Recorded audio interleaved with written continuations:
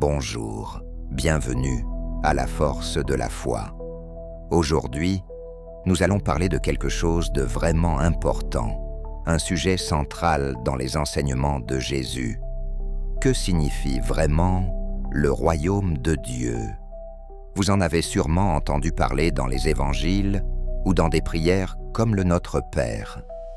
Mais vous êtes-vous déjà demandé ce que signifie ce concept et comment il impacte nos vies? Aujourd'hui, nous allons découvrir ensemble le sens profond du royaume de Dieu et comment nous pouvons y vivre, non seulement dans le futur, mais aussi ici et maintenant.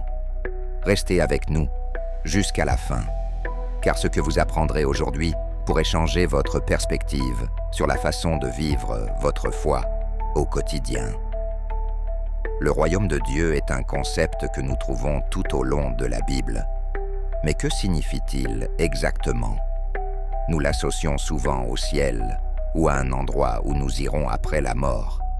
Mais en réalité, Jésus a enseigné que le royaume de Dieu est présent parmi nous, ici et maintenant. Dans Luc 17, 21, Jésus dit « Le royaume de Dieu est au milieu de vous ». Cela nous révèle quelque chose d'important. Le royaume de Dieu n'est pas seulement un lieu physique, mais une réalité spirituelle où Dieu règne souverainement dans le cœur de ses enfants. Quand nous prions, comme dans le Notre Père, nous disons « Que ton règne vienne ». Que ta volonté soit faite sur la terre comme au ciel. Matthieu 6, 10. Nous demandons que le règne de Dieu s'établisse, que sa volonté soit la ligne directrice de nos vies. Le royaume de Dieu commence dans le cœur de chaque croyant, et son pouvoir transforme nos vies, ainsi que celles de ceux qui nous entourent. Pour mieux comprendre le royaume de Dieu, nous devons regarder l'Ancien Testament. Nous y voyons comment Dieu établit son royaume à travers ses promesses, à des figures comme Abraham, Moïse et David. Dieu promet à Abraham que toutes les nations seront bénies à travers lui, Genèse 12, 3. Et plus tard, il promet à David un royaume éternel. Ton trône sera stable pour toujours. 2 Samuel 7, 16. Dans Isaïe 9, 6 à 7, nous trouvons également la prophétie d'un roi qui viendra gouverner avec justice et paix. Car un enfant nous est né, et son nom sera admirable conseiller, Dieu puissant, Père éternel, Prince de la paix. Ces textes nous montrent que le royaume de Dieu fait partie du plan divin depuis le début, mais sa pleine réalisation arrive avec Jésus. Le message de Jésus tournait autour du royaume de Dieu. Dès le début de son ministère, il l'a clairement annoncé dans Marc 1er 15. Le royaume de Dieu, c'est proche. Repentez-vous et croyez à l'Évangile. Jésus a utilisé des paraboles pour expliquer le royaume de Dieu, le décrivant de manière à ce que son auditoire puisse le comprendre. Regardons quelques-unes des plus importantes. Parabole du semeur. Matthieu 13, 1 à 23. Ici, Jésus enseigne que le royaume de Dieu grandit dans les cœurs qui sont prêts à le recevoir, en comparant les différentes réponses des gens à la parole de Dieu avec des terrains de semis. Parabole de la graine de moutarde, Matthieu 13, 30 et 1 à 32. Le royaume de Dieu peut sembler petit et insignifiant au début, comme une graine de moutarde, mais il grandit pour devenir quelque chose de grand et puissant. Parabole du trésor caché, Matthieu 13, 44. Le royaume de Dieu est d'une valeur si immense que celui qui le trouve est prêt à tout abandonner pour l'obtenir.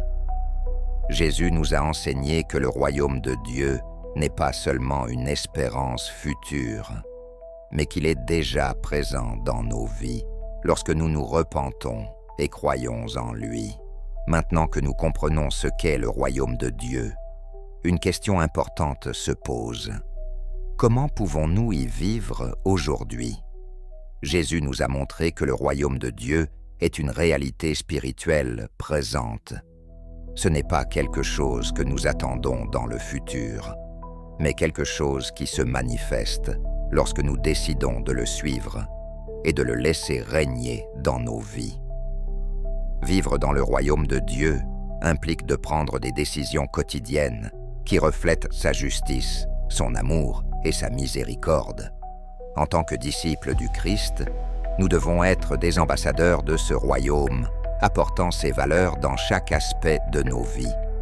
Cela signifie pardonner, aimer nos ennemis, faire justice et vivre avec humilité. Bien que le royaume de Dieu soit présent, nous attendons encore sa pleine manifestation. Cela se produira lors de la seconde venue du Christ, quand il établira un royaume de paix et de justice éternelle. Apocalypse 20 et 1 à 4 nous décrit une vision glorieuse de l'avenir, où Dieu créera un nouveau ciel et une nouvelle terre, où il n'y aura plus de mort, ni de pleurs, ni de cris, ni de douleur. Le royaume de Dieu a une dimension future qui nous remplit d'espérance. En attendant, nous vivons comme des citoyens de ce royaume, sachant qu'un jour, le Christ viendra régner pour toujours. Le royaume de Dieu n'est pas seulement une idée lointaine ou abstraite. C'est une réalité qui peut transformer nos vies aujourd'hui. Comment vivez-vous dans le royaume de Dieu? Permettez-vous que sa volonté soit faite dans votre vie? Je vous invite à réfléchir sur la manière dont vous pouvez être un meilleur ambassadeur du royaume de Dieu dans votre famille, dans votre travail et dans votre communauté. Si vous n'avez pas encore fait ce pas de foi, aujourd'hui est le jour parfait pour permettre à Dieu de régner dans votre cœur. Prions ensemble. Seigneur, que ton royaume vienne dans nos vies. Aide-nous à vivre sous ton autorité et à être témoins de ton amour et de ta justice. Merci de m'avoir accompagné dans cette réflexion sur le royaume de Dieu. J'espère que cette vidéo a été une bénédiction et vous a aidé à mieux comprendre ce que signifie vivre dans son royaume. N'oubliez pas de vous abonner, de laisser vos commentaires et de partager ce message avec d'autres. Que Dieu vous bénisse et à la prochaine vidéo.